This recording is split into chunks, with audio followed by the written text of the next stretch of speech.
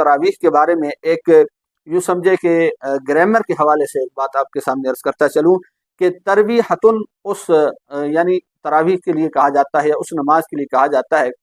کہ جب آپ 4 رکعت پڑھ لیتے ہیں، 4 رکعت کے بعد اگر مختصر طور پر بیٹھنا ہو، ذکر اذکار ہو، دعا ہو، وظائف ہوں، تو اس کو کہا جاتا ہے ترویحتن۔ اور اگر اسی طرح 4 کے بجائے 8 رکعت پڑھی جائیں تو ان دو کے درمیان میں جو بیٹھنا ہوگا، یعنی 4 رکعت پڑھ کے تھوڑی دیر آپ بیٹھ گئے، پھر 4 رکعت پڑھ کے پھر آپ جب تھوڑی دیر بیٹھ جائیں گے تو اس کو کہا جاتا ہے ترویحتان۔ اور اسی طرح اگر یہ 12 رکعت کے بعد بیٹھنا ہو، یعنی 4 رکعت پڑھ کے پھر 4 رکعت پھر 4 رکعت 12 رکعت کے بعد ہو، تو اس کو کہا جاتا ہے ترویحات۔ اور پھر اسی طرح 16 یا 20 کے بعد اگر وہ اختتامی مراحل میں ہوں تو اسے کہا جاتا ہے تراویح۔ تو بنیادی طور پہ وہ حضرات جو 8 رکعت نماز پڑھتے ہیں اور اسے تراویح کا نام دیتے ہیں، تو بنیادی طور پہ ان کی لا علمی کے لیے، ان کی کم علمی اور کم فہمی کے لیے یہی ثبوت کافی ہے کہ وہ ایک طرف کہہ رہے ہیں کہ 8